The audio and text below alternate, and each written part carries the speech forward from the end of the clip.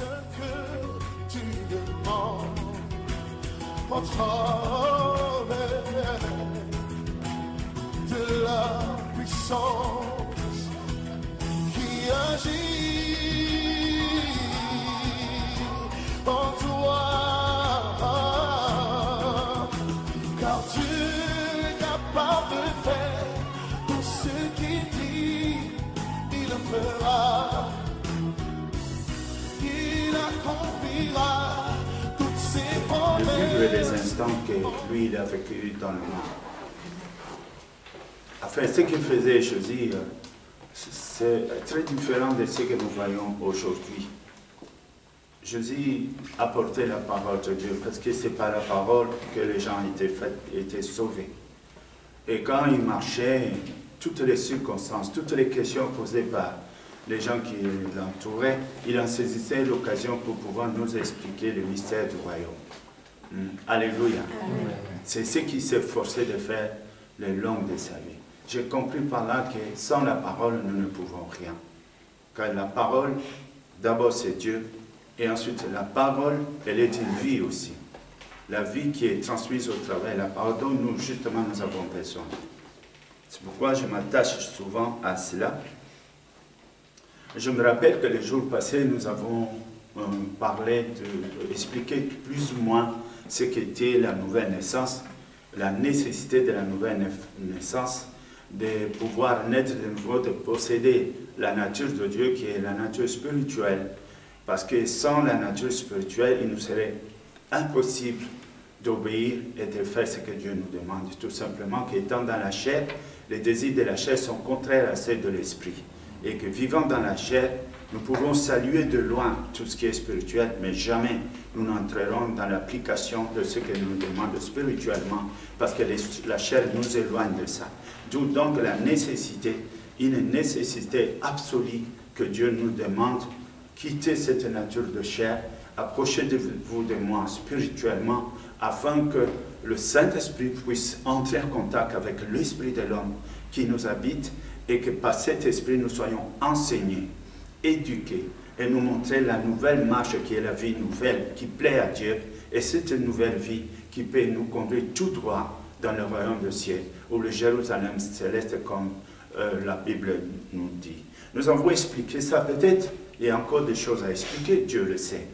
Mais aujourd'hui, le Saint-Esprit s'est saisi de moi, car j'ai demandé à Dieu qu'est-ce que nous allons parler, de quoi nous allons parler. Et nous avons choisi comme thème le sacrifice de soi.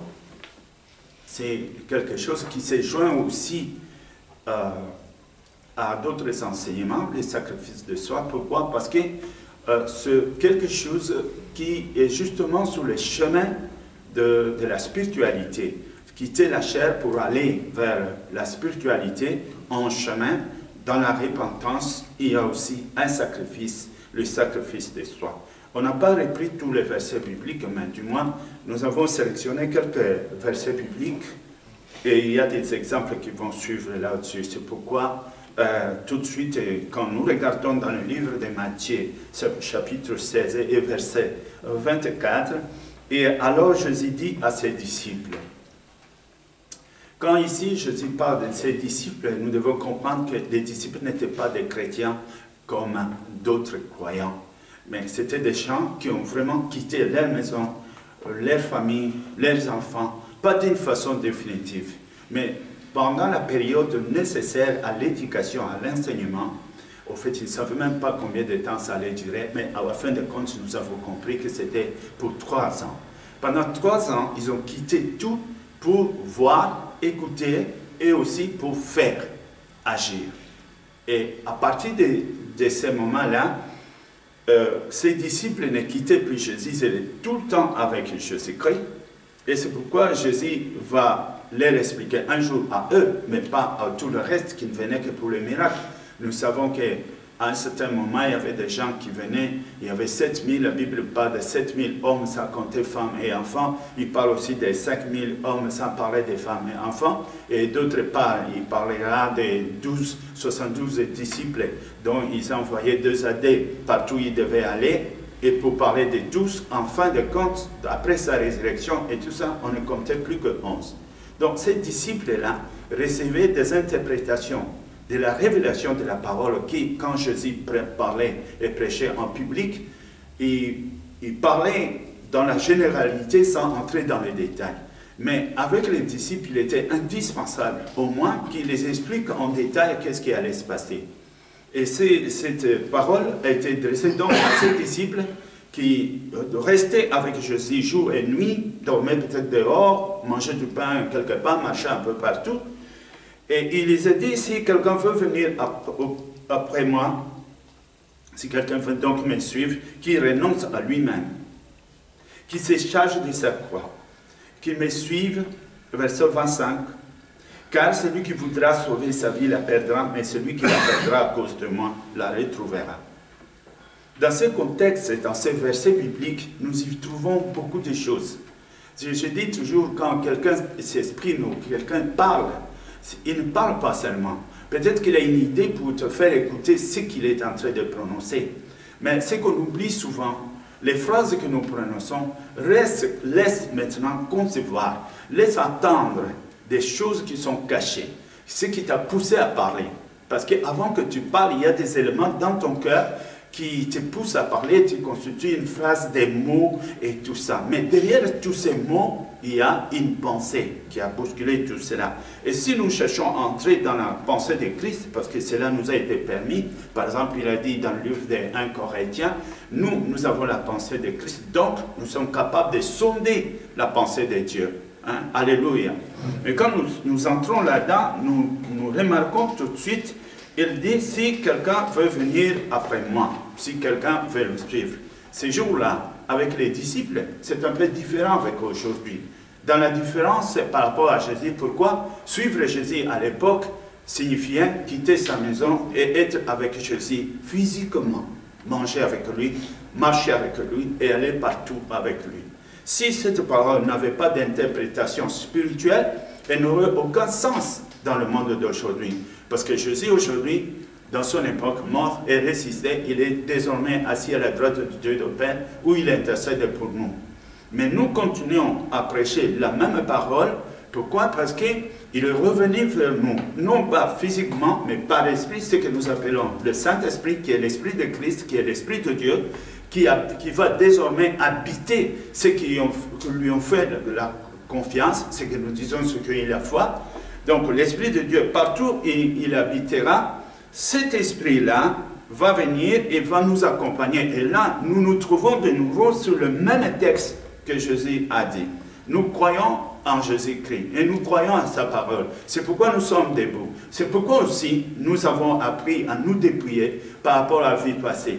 Nous avons appris à nous dépouiller de nos sentiments, de nos habitudes, de nos caractères, de tout ce qui était de la jeunesse, le plaisir de la jeunesse, les amis de la jeunesse, tout ce qui à l'époque était pour nous les raisons de gain, les raisons d'amusement, tout ça. Nous nous sommes séparés de tout ça. Nous nous trouvons face maintenant, non pas Jésus comme tel physiquement, mais nous nous trouvons face à sa parole qui est vivante aujourd'hui, face à cette parole qui, par exemple, cette même parole que nous écoutons, prêt aussi à suivre le Christ. Alléluia. Amen. Nous sommes prêts à suivre après Christ dans sa parole. C'est la même repentance comme à l'époque. C'est le même appel comme dans l'époque.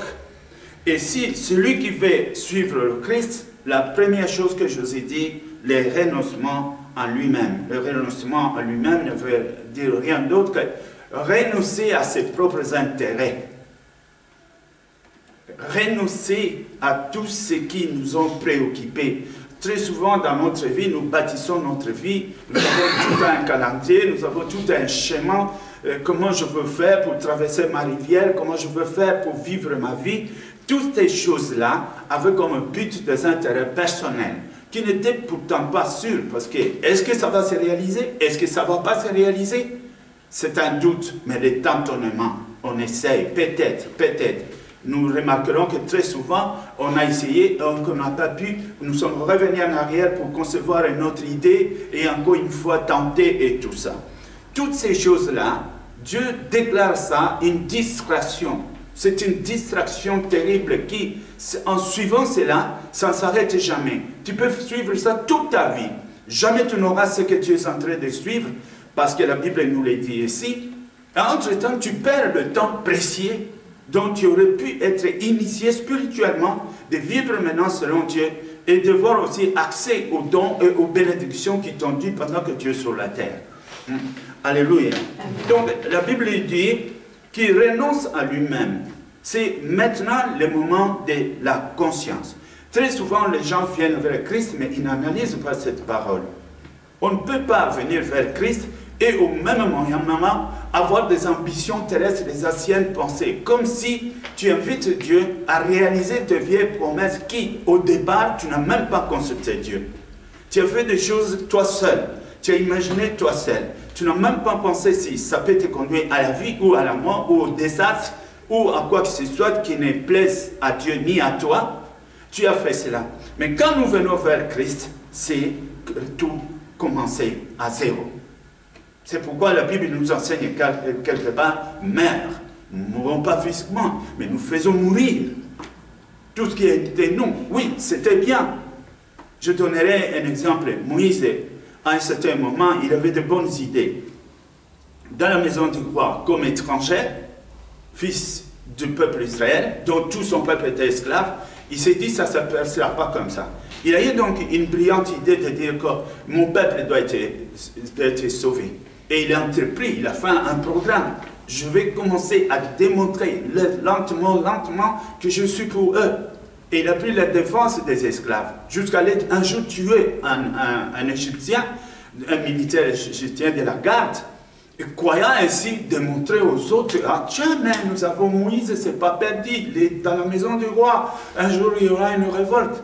Mais en faisant cela, pour lui, c'était la seule façon de faire. Mais ça a tourné mal contre lui, parce que c'est les mêmes personnes dont il a défendu un jour, ils ont failli l'accuser pour dire tu as enterré un militaire et tout ça. Et à cause de cela, Moïse a pris fuite. Vouloir faire du bien sans toutefois savoir comment le faire, l'a poussé à fuir, parce qu'il s'est trouvé maintenant qu'il était traître dans la maison du roi. Il a fui. Et voilà que quand Dieu revient par la même idée, seulement sauver le peuple, mais non pas la méthode de Moïse, mais selon la méthode de Dieu, la parole. C'est la même chose pour nous. Tout ce que nous avons conçu est pour le bien-être et pour la vie, parce que tu as vu que c'était de bonnes choses. Moi je te dis, Dieu est d'accord avec toi sur ces principes. Mais seulement, comment atteindre le but? Là, Dieu intervient. Faites mourir vos pensées. Enlevez vos dévies. Enlevez tout ce que vous avez fait. Ça ne vous amènera pas où vous voulez aller. C'est justement le contraire. Vous voulez perdre? Allez-y de ta manière. Mais si vous revenez à moi, moi je vais te faire atteindre ton but par ma méthode. Voilà ce que signifie la parole de Dieu. Et c'est pourquoi Jésus explique qu'il se charge donc, qu'il renonce à lui-même, qu'il se charge de sa croix. La croix est tout simplement une supplice, un instrument de supplice, un instrument qui fait mal et un prix à payer. Je donnerai seulement un exemple. Si pour atteindre le but, pour sauver ma famille, je dois momentanément me séparer de cette même famille, afin que je croisse en moi la bonne volonté et le bon chemin de Dieu, il y a un prix à payer peut-être pendant 3 ans. Amen. 3 ans où ils ne me comprendront pas. Ça ne passe pas ce message. 3 ans et quand je dirai, nous sommes censés de faire, non, non, non, non, ils vont dire tout de contraire. Je serai contraire, chaque fois contraire, contraire, contraire, jusqu'à ce que la lumière triomphe en moi et ensuite en eux. Donc c'est une croix. Tu vas te séparer de tes meilleurs amis. Peut-être aussi des personnes attachées que pour la première fois, sans aucune raison valable physiquement dans ce monde ici, mais pour des raisons spirituelles. Tu vois là que tu es censé de le faire. Il faut payer le prix. Est-ce qu'on les déteste? On ne les déteste pas, mais une nécessité. C'est un peu comme une maman qui conduit son fils, qu'elle aime bien à l'école, et que l'enfant veut rester avec, et dit non, mais qu'est-ce qui est indispensable? Non, c'est mieux qu'il étudie. Alors même quand il rentre à l'école, il a le cœur blessé. Ah, j'aurais pu rester avec mon fils. Mais il dit, ça ne fait rien. Il faut persévérer. Un jour, ce qu'il est en train de faire portera fruit. Et il va attendre 6 ans, 12 ans peut-être. Amen. Ça, la Bible appelle ça la croix. Elle se présente sous plusieurs formes.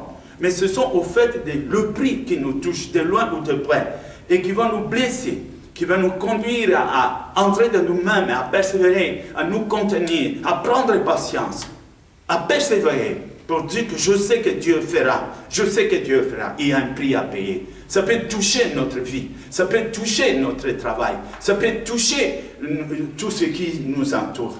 Mais pour un moment, c'est indispensable. Comme Pierre quittait sa famille, Jacques quittait sa famille, Matthieu quittait sa famille, son travail et tout le reste. C'était indispensable. S'il était resté là, qu'est-ce qui allait se passer? La Bible nous explique ici aussi. Et qu'il me suive.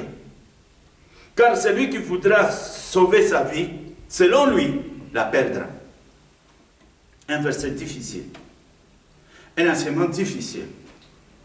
J'ai déjà vu ça, parce que dans ma vie, dans l'exercice de ce ministère, j'ai déjà vu qu'un jour, un homme, une femme plutôt, était venue à l'église et m'a parlé de son fiancé.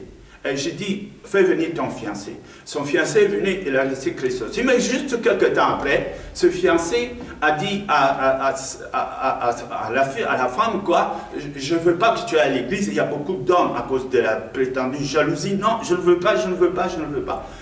Et cette femme, qui au départ venait bien, elle est restée à la maison pour garder maintenant son fiancé, pour qu'il appartienne.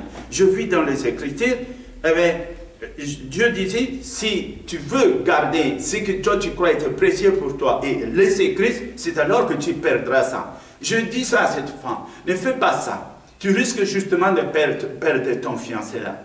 Elle m'a pas crié, pasteur, je suis une femme. Quel est mon rôle? C'est d'écouter l'homme. Alors c'est ce qu'il a dit. Je dis, ok, 6 mois après, cette femme m'a appelé. Regarde cet homme, il a pris déjà une autre femme.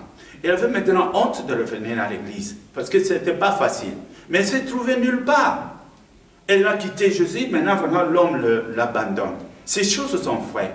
Quelque chose qui était terrible dans la parole de Dieu, c'est justement ce que les hommes n'aiment pas entendre. Parce que nous mettons le doigt dans la plaie des choses qui sont vraies et que les hommes n'aiment pas entendre.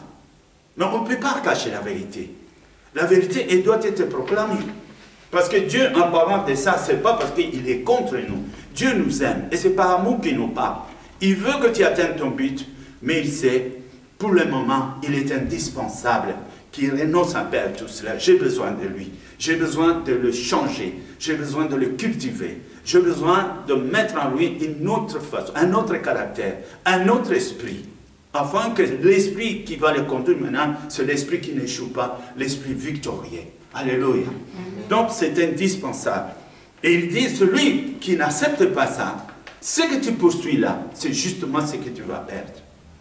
C'est difficile, ça fait mal. Et beaucoup de gens n'y croient pas vraiment. Et peut-être c'est comme s'ils voulaient même intercéder que la parole de Dieu soit une parole qui s'est trompée, pour qu'ils puissent en bénéficier de sa manière à la conviction personnelle qui s'est faite. Et voilà, très souvent, hélas, surtout que quand Dieu a déjà prévenu.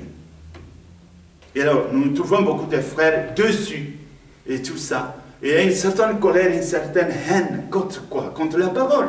Non, contre maintenant le pasteur, contre tout ce qui parle de Dieu, la télévision, je ne veux plus voir ça. Mais où est-ce que tu y vas? Tu étais créé par Dieu. Et le dernier jour, tu te trouveras à Dieu. Il est l'alpha et l'oméga. Il n'y a pas d'échappatoire. Tôt ou tard, ce sera encore devant lui que nous allons nous trouver. Alors, autant que je réfléchisse et que je me remette pour dire, Seigneur, allez, vas-y, fais ta volonté. Je suis ton serviteur. Hein? Alléluia. Amen. Matthieu 19, 21, là encore, Jésus rencontre un riche qui était quelqu'un qui a fait la philosophie, qui a lu la Bible et qui l'a fini, et qui connaissait pas mal de choses, et s'est mis en application justement par rapport aux lois de Moïse. Mais les lois de Moïse touchent surtout les physiques, ça ne touche pas le cœur. Et Jésus va mettre la plaie là où Moïse n'a pas touché. Parce qu'il va dire que voilà, moi j'ai suivi ça, je donne ma dîme, moi je fais toujours obéir tout, et regarde, il avait toute sa richesse. Et Jésus va dire, vends ce que tu possèdes. Vends ce que tu possèdes. En fait, le but n'était pas de nous empêcher d'être riches. Nous connaissons des enfants de Dieu qui ont été riches, si je peux me permettre. Mais je ne peux pas dire s'il se disait qu'il était riche. Parce qu'un véritable riche dans le Seigneur ne voit pas cette richesse comme l'appartenant, mais un véritable riche dans le Seigneur voit sa richesse comme étant la gloire de notre Dieu. Donc, il n'est pas attaché à cela. Mais là, quand nous voyons cela, cet homme était riche. Et par sa richesse, il voyait l'assurance, la garantie, la facilité d'obtenir tout ce qu'il voulait. Avec la justice, personne ne pouvait le voir, l'atteindre, parce qu'il pouvait se corrompre et de toutes ces choses-là. Ça, c'était en tout cas, ne touche pas à l'argent. Mais Jésus va dire, vends cela. Vends cela. En réalité, cette phrase de vends cela, si c'est nécessaire, si tu n'y arrives pas, si tu n'arrives pas à te détacher de cet amour de l'argent, mieux vaut alors tout liquider. Parce que mieux vaut vivre un jour que de détacher quelque chose qui ne va pas te sauver. Car l'amour de l'argent, comme la Bible dit, est un des mots le plus grand qui puisse habiter un homme et détruire les sentiments. On va jusqu'à un certain moment haïr même la famille. Tu vas mettre un chien méchant à la porte. Parce que toute personne que tu vois, tu crois qu'il va toucher à tes intérêts. C'est ça, comme dit la cupidité. Elle doit être détruite. Cet homme riche qui se trouvait devant Christ avait donc ces choses-là. Et il a dit, vends. Je dis, si c'est cela la cause, je reviendrai au verset, il a dit, si un membre est pour toi la cause de te perdre et d'aller en enfer à cause de ça, mieux vaut que tu amputes ce membre et que tu le jettes, et que tu ailles peut-être au ciel avec borne ou avec une jambe, que de périr tous les corps. La richesse ferait donc partie de ce membre qui nous est attaché. Par le mot « vendre », cette phrase signifie tout simplement « libère ton âme de l'amour de cet argent ». Dégage, enlève ça, vends-les, donne-le aux pauvres, dégoûte ça. Vois ça comme, non pas une richesse, mais vois ça comme un sale piège qui finalement va te conduire. Malgré tout, on sait, l'argent n'achète pas tout. La paix ne vient pas par l'argent. La paix ne vient pas par tout ce que nous possédons. Ce n'est pas parce qu'on a l'argent qu'on a l'appétit. Ce n'est pas parce qu'on a l'argent qu'on va bien dormir. Moi, je crois que c'est tout contraire des choses. Ceux qui sont millionnaires, ils ne peuvent plus, ils sont mis en prison. Jamais ils vont se promener dans la rue comme tous les autres. Mais ils soupçonnent tout le monde. Soupçonnent tout le monde. J'ai déjà vu une histoire qu'un riche, que je ne veux pas citer le nom, une mangue était tombée à côté de lui. Il croyait que c'était une grenade, il a plongé par terre. Après, les gardes sont venus pour voir qu'est-ce que c'était une mangue. Tellement qu'il tremble, tu vois, on en veut partout. On en veut partout. Bon, on ne se rend pas compte. On se rend prisonnier soi-même. Mais tout cela, pourquoi? Quelle est la finalité? Nous sommes étrangers sur la terre. Notre but, ce n'est pas de rester ici sédentaires toute notre vie. Nous sommes étrangers. Viendra un moment où le Seigneur viendra et que nous ne serons plus de ce monde. Nous n'avons qu'à regarder les cimetières. Nous n'avons qu'à regarder notre famille. Qui ont vécu avec nous? Où sont-ils? Encore un peu de temps. L'âge avance. Et le monde est resclé. Mais il y a une fin dans tout cela. Alléluia. Donc, il disait à ces riches, vends donc tout ce que tu as, et tu auras un trésor dans le ciel. Puis, viens et suis-moi. Cette phrase revient au premier verset que nous avons lu là de Matthieu 16, verset 24. La Bible nous conseille même, à l'endroit de chercher ses propres intérêts, 1 Corinthiens 24, il va dire que personne ne cherche son propre intérêt, mais que chacun cherche celui d'autrui. Une façon de préserver notre âme attachée au Seigneur. Parce que quand tu vises tes propres intérêts, c'est là où naît la rivalité, la jalousie, la haine. Et là où il y a la rivalité, le mensonge, la violence ne peut pas manquer. Et c'est là l'instrument pour te conduire à soi-disant la victoire dont tu cherches. Tu ne peux pas t'en empêcher. Parce que tu vis selon le monde. Et le monde a ses règles. Tu seras obligé de les appliquer. En les appliquant, tu es éloigné de Dieu. Quand même vous étiez chrétien, l'Esprit Saint ne peut pas suivre cela. Tu reviendras à ce que tu as vomi. Et dès que tu reviens là, même ce qui a été enlevé, toutes ces malédictions, reviendront sur toi. Parce que le diable aura du pouvoir sur toi. Parce que tu as fait remonter la loi de Dieu, qui a été anéantie par le sang de Jésus-Christ. Le sang de Jésus-Christ nous libère de la loi de Moïse. Si réellement nous sommes morts, parce que la loi ne peut pas agir sur un cadavre. Mais si le cadavre ressuscite dans le monde, eh bien alors elle met à jour tout ce qui était la condamnation d'avant. Et qu'est-ce que tu vas avoir comme bénéfice à ce moment? L'angoisse, la perte, tous les troubles et tout ça, les stress, tu ne sais plus où toi tu es. Donc, pour effacer tout ça, la bonne méthode, c'est se soucier des intérêts des autres. Et tu vas me dire, et moi alors? Mais si tu te soucies des autres et que Dieu bénit, tu oublies que c'est toi qui es le canal. La bénédiction passe d'abord chez toi. Les autres vont être bénis. Après que chez toi, tu es surabondé. C'est le surplus qui va couler de toi que les autres vont bénéficier. Donc ça doit commencer par toi. Et c'est ainsi que le bien qu'on veut pour les autres, c'est là d'abord le bien que Dieu permet que tu ailles, afin que d'autres aussi puissent en avoir en abondance. Quand Jésus passait dans la foule, une femme l'a saisi. Une force est sortie de Jésus. Parce que Jésus était rempli de vie.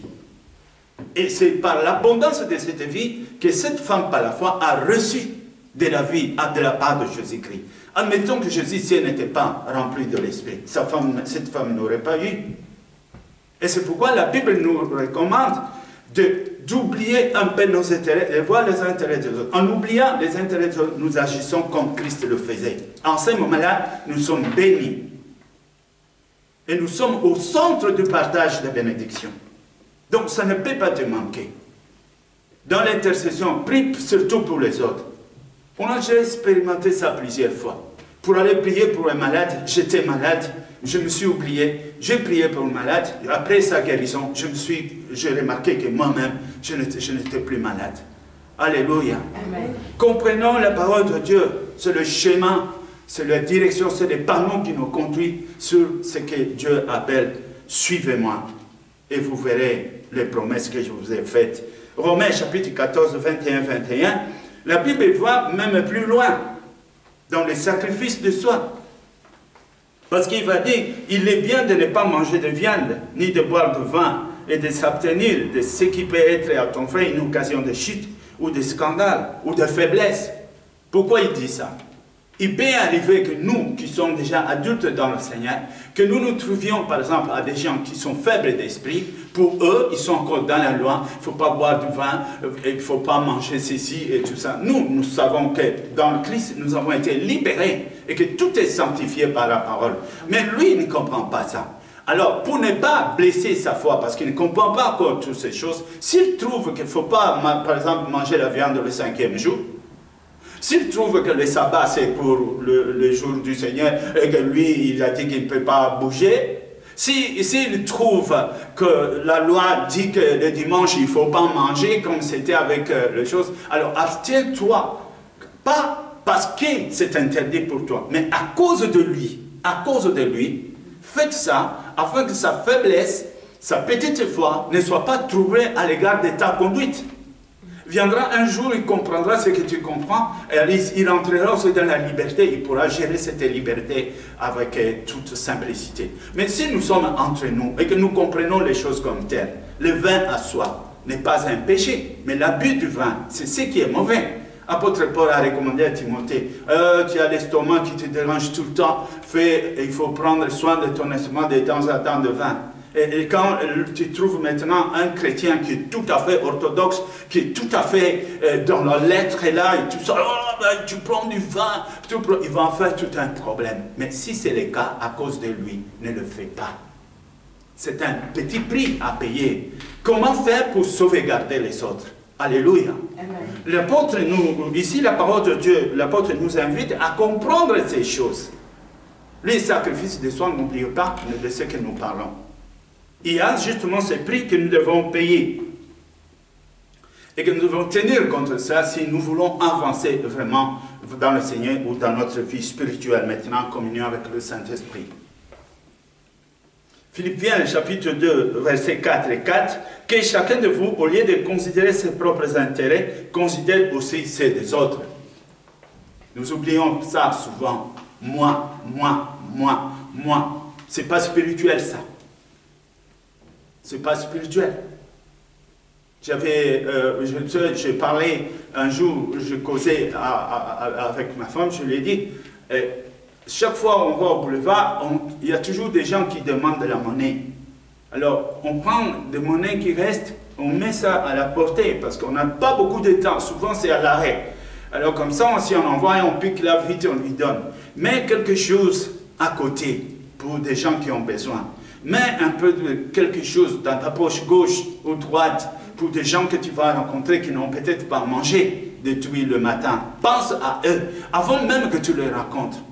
Hein? Nous devons aussi regarder les intérêts des autres. Si nous avons une vie aisée, si nous pouvons tout avoir avec toute facilité, il n'en est pas de même d'autres personnes qui ne connaissent même pas Dieu, peut-être, et des gens qui souffrent. Mais cette façon d'agir est aussi un enseignement. Il y a des gens qui se sont convertis seulement par un acte charitable, ils n'en revenaient pas, ils se disent qui est cet homme? Et quand on va lui dire non, il est chrétien. Ah bon? Les chrétiens agissent ainsi? Et à cause de ça, ça lui attire et voilà, ce sera pour lui une occasion de salut aussi. L'amour, elle complète aussi la loi de l'amour du prochain. À cause des autres. Pensons aussi aux autres. Alléluia. Là-dessus, je vais terminer par dire, quand nous regardons dans la Bible, il y a eu des exemples, beaucoup d'exemples, de même personnages qui sont cités dans la Bible, dont les actes ont été approuvés comme étant des actes tout à fait spirituels qui plaisent à Dieu. Je prendrai un exemple, par exemple dans Genèse 44, verset 33, et là c'est un des fils de Joseph, de Jacob, quand après que Joseph a été vendu, Judas, quand ils ont découvert finalement, ils sont allés en Égypte et Joseph, sachant qu'ils étaient ses frères, il a exigé aux autres frères de ramener le petit qui est resté, le Benjamin qui est resté, il dit amène-le ici. Et quand ils ont amené, maintenant, lui, il a dit, lui le petit, il va rester ici. Judas, qui au départ, nous connaissons Judas, un des enfants, et il a dit, non, permets donc, je te prie à ton serviteur de rester à la place de l'enfant. Il était prêt à payer le prix, il dit, je reste sacrifice, prends-moi sa place, comme ça, s'il arrive quelque chose de mal, que ça m'arrive à moi. Il ne savait même pas qu'il parlait à son frère. Hein? Alléluia. Amen. Moïse mêmement. Dans l'Exode 32-31, il disait à Dieu, pardonne leurs péchés, sinon efface-moi des livres le livre que tu as écrit. Pourquoi? Dieu l'a appelé, Dieu l'invite au mont Sinaï pour prendre les lois. Pendant qu'il est là, il retourne, il trouve Aaron, son adjoint justement, en train d'adorer le vaudou. Ils se sont fait un veau d'or et il l'adorait. Et là, Dieu s'est fâché et quand il a vu ça, parce que ces hommes, à cause de ça, devaient être détruits, Moïse dit, si tu vas les détruire, ôte ma vie, enlève mon nom dans le livre des souvenirs. C'est grave de dire ça à Dieu. Admettons qu'ils disent, ok, c'est grave. Mais il a dit cela. Et Dieu reprendra par la suite et dit, non Moïse, je ne refais pas ton nom. Mais l'âme qui pêche, c'est celle qui mourra. Hein? Alléluia. Amen. Mais ce que nous voyons ici, l'esprit du sacrifice pour l'intérêt des autres. Prêt à mourir pour les autres. Nous voyons également dans le livre des Hébreux, il explique dans 11-25, c'est par la foi que Moïse est devenu grand, refusa d'être appelé fils ou la fille de la fille de Pharaon, et même mieux d'être maltraité avec le peuple de Dieu que d'avoir un temps de jouissance dans le péché. Amen. Nous venions d'en parler ici. Moïse, il a refusé le trône. Il était prince. Il a refusé le trône, pas pour lui, mais pour les intérêts des autres. C'est une décision à prendre. C'est à prendre ou à laisser. Dès qu'il quitte le trône, la vie misérable. Plus de chevaux, marcher à pied, commencer à bouffer des criquets et tout ça. Plus de lavabo, plus de piscine, plus de serviteurs à donner des ordres, plus de gardes. La vie est livrée à soi-même. Mais il était prêt à accepter cette vie plutôt que de vivre dans la jouissance et étant dans la désobéissance ou étant dans une situation contraire de ce qui devait être pour éviter l'éloignement de Dieu. Mais il était prêt au sacrifice. Le livre des Hébreux nous explique cela. Et nous explique exactement, nous comprenons. Nous ne serons pas donc les seuls si nous obéissons à cette loi divine qui nous appelle le renoncement, pour le renoncement de soi-même.